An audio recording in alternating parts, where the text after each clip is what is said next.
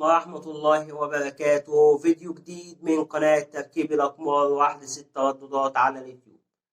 النهاردة معنا فيديو جديد، والنهاردة ظهرت قناة ليبيا اليوم، قناة جديدة عبر القمر الصناعي نايلسات 2024. قناة ليبيا اليوم من أحدث القنوات الجديدة عبر القمر الصناعي نايلسات 2024. النهاردة هنتكلم عن تردد قناة ليبيا اليوم، هي أحدث القنوات الليبية الجديدة عبر القمر الصناعي نايلسات، ويمكن استقبال تردد قناة ليبيا اليوم حزمة عامة عبر القمر الصناعي نايلسات.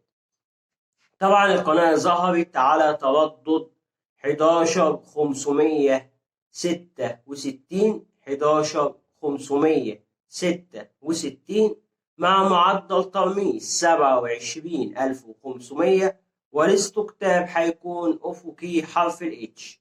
ده أحدث تردد لقناة ليبيا اليوم، وهي قناة جديدة عبر القمر الصناعي نايلسات. طبعا القناة متخصصة منوعات، يعني تشمل كل شيء.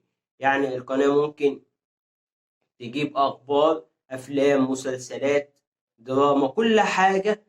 قناة منوعة على القمر الصناعي نايلسات.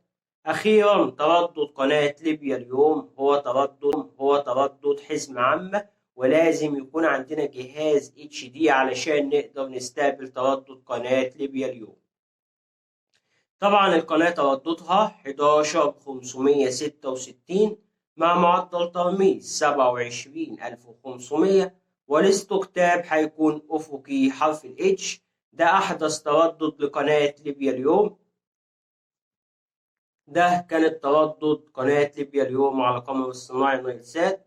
انتظرونا في فيديوهات قادمة عبر قناة تركيب الأقمار وأحدث الترددات على اليوتيوب. كان معكم أخوكم مصطفى الشناوي، والسلام عليكم ورحمة الله وبركاته.